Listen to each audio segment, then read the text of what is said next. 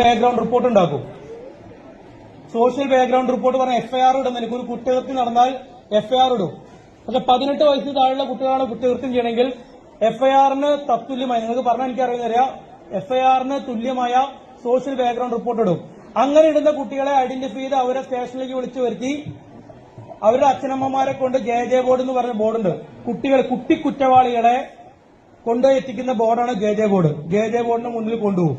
J ബോർഡിന് മുന്നിൽ കൊണ്ടുപോകുന്ന കുട്ടികൾ അവിടുന്ന് ചിൽഡ്രൻ ഹോമിലേക്ക് മാറ്റപ്പെടും. പിന്നെ നിങ്ങൾക്ക് കുറ്റകൃത്യങ്ങളുടെ ലോകത്ത് വിരാജിക്കാം, തമ്പുരാക്കന്മാരായിട്ട് വിരാജിക്കാം. പഠനത്തിന്റെ ലോകത്തല്ല, അറിവിന്റെ ലോകത്തല്ല.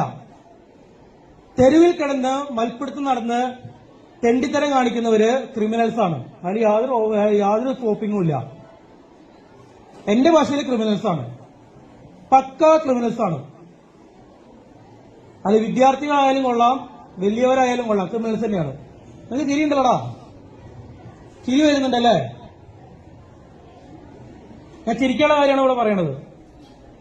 നാളെ ഒരു സോഷ്യൽ ബാക്ക്ഗ്രൗണ്ട് റിപ്പോർട്ട് ഉണ്ടാക്കി ഞാൻ അയച്ച് അതിന് പേര് വന്നു കഴിഞ്ഞാൽ നിനക്കൊന്നും ഒരു പാസ്പോർട്ട് കിട്ടില്ല. അത് ഉറപ്പിച്ചോ. ഒരു പുറത്തേക്ക് പോകാൻ കിട്ടില്ല, ഒരു പാസ്പോർട്ട് കിട്ടില്ല. ഇന്നൊരു തൂപ്പുകാരുടെ ജോലി കിട്ടാൻ, പെട്രോൾ പമ്പിൽ അടിച്ചു കൊടുക്കാൻ നിൽക്കണമെങ്കിൽ പോലീസിന്റെ ക്ലിയറൻസ് സർട്ടിഫിക്കറ്റ് വേണം. ഇവൻ ക്രിമിനൽ കേസിൽ ഉൾപ്പെട്ടിട്ടില്ല എന്ന സർട്ടിഫിക്കറ്റ് വേണം. അവിടെ കമ്പ്യൂട്ടറിൽ ഒരു വട്ടം കയറി കഴിഞ്ഞാൽ പിന്നെ ജന്മമുണ്ടെങ്കിൽ നിങ്ങൾക്ക് ആ ക്ലിയറൻസ് സർട്ടിഫിക്കറ്റ് കിട്ടില്ല. PCC എന്ന് പറയും, പോലീസ് ക്ലിയറൻസ് സർട്ടിഫിക്കറ്റ് കിട്ടില്ല. പിന്നെ ഗോവിന്ദ സ്വാഹ കഴിഞ്ഞ ജീവിതം.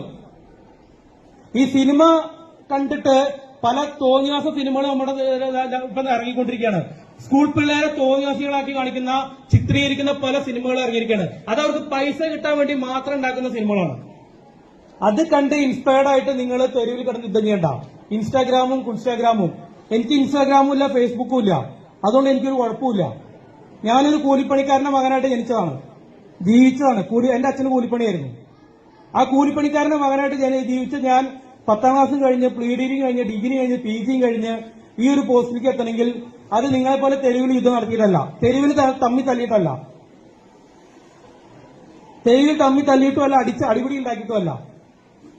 അതുകൊണ്ട് നിങ്ങളെപ്പോലെയുള്ള തെരുവിൽ ഇതിലെല്ലാവരും ചെയ്തു എന്നല്ല ഞാൻ പറഞ്ഞത്. എല്ലാവരും ഞാൻ അടച്ചാക്ഷേപിക്കുന്നില്ല. ഇതിൽ കുറെ വിഷവിത്തുക്കളുണ്ട്, കുറെ വിഷങ്ങളുണ്ട്. ഒരു കുടം വെള്ളം എടുത്തു കഴിഞ്ഞാൽ ഒരു തുള്ളി വിഷം മതി ആ മൊത്തം ആ വെള്ളം നശിപ്പിക്കാനായിട്ട്. അങ്ങനെ എല്ലാത്തിലും കുറെ വിഷങ്ങളുണ്ട്. പുഴുക്കുത്തുകൾ എന്ന് പറയും. ആ പുഴുക്കുത്തുകൾ എന്ത് ചെയ്യും? ഒരു ഫ്രൂട്ടില് അല്ലെങ്കിൽ ഒരു പഴത്തിൽ ഒരു പുഴുക്കുത്തുണ്ടായി ആ പുഴു ആ ഫലത്തെ മുഴുവൻ നശിപ്പിക്കും. അങ്ങനെയുള്ള പുഴുക്കുത്തുകളെ നിങ്ങൾ ഐഡന്റിഫൈ ചെയ്യണം, അവരെ മാറ്റി നിർത്തണം. ഇത് പഠിക്കുന്ന പിള്ളേർക്കുള്ള ഏറ്റവും വലിയ കാര്യമാണ്. കാരണം എല്ലാ കുട്ടികളും വലിയ സമ്പന്നന്മാരെ വീട്ടിൽ നിന്ന് വരുന്ന കുട്ടികളല്ല. അവര് ഈ കുഞ്ഞുങ്ങളെയൊക്കെ പഠിപ്പിക്കാൻ വിടുന്നതിന്, വിദ്യാലയങ്ങളിലേക്ക് വിടുന്നതിന് അച്ഛനമ്മമാർക്ക് നല്ലൊരു വിഷുണ്ട്.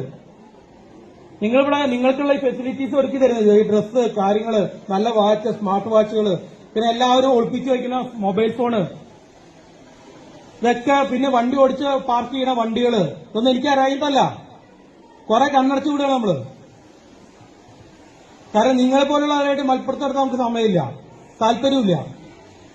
പക്ഷെ അതാണ് വേണ്ടി വരിക എന്ന് വെച്ചാൽ അങ്ങനെ തന്നെ ഇടപെടും. ഇനി തെരുവിൽ ഞാനാണ് ഇന്നലെ വന്നിരുന്നെങ്കിൽ നിങ്ങൾക്കെല്ലാം അടി കൊണ്ടായിരുന്നു. എനിക്ക് നിങ്ങളുടെ അധ്യാപകർക്കാണ് അടിക്കാൻ പേടിയുള്ളൂ. എനിക്ക് അടിക്കാൻ യാതൊരു പേടിയില്ല. എനിക്കെതിരെ നിങ്ങൾ പരാതിയും പറയാം. എന്റെ പേര് അനൂപ് എന്നാണ്. നിങ്ങൾക്ക് എനിക്കെതിരെ എന്ത് പരാതി വേണം നിങ്ങൾക്ക് തരാം. ഞാൻ പല പണി ചെയ്തിട്ടതാണ്. ഞാൻ ചെറുപ്പത്തിൽ നിങ്ങളുടെയൊക്കെ പ്രായത്തിൽ പണിക്ക് പോയിട്ടുള്ളതാണ്. അതിന്റെ തഴമ്പാണ് എന്റെ കയ്യിൽ കിടക്കുന്നത്. ഞാൻ പണിക്ക് പോയി പണി പഠിച്ചവനാണ്. ഈ പണീനെ വേണമെന്നില്ല. എനിക്ക് ഒരു പേടിയില്ല ഒരുത്തിന്. നിങ്ങൾ അധ്യാപകർക്ക് പേടിയുണ്ടാവും, എനിക്ക് പേടിയില്ല. ഞാനൊരു അധ്യാപകനായിട്ടുണ്ട്, കുറച്ച് കുട്ടികളെ പഠിപ്പിച്ചുള്ള ഞാനും. അപ്പൊ ആ ഒരു പരിപാടിയില്ല. നിങ്ങളുടെ സ്കൂളിൽ ഇപ്പൊ ലാസ്റ്റ് ഒരാള് അദ്ദേഹം പറഞ്ഞു നാട്ടുകാരെ ഇടപെടുന്നു. ഈ നാട്ടുകാരുടെ ഇടപെടൽ കാരണം ഞാൻ ഇപ്പൊ വന്നത് ഇവിടെ.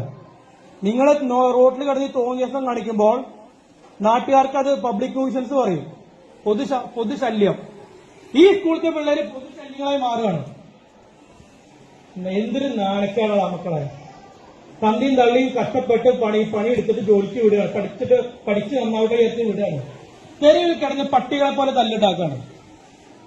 തന്തേനെ തള്ളേനെ പറയിപ്പിക്കണത്.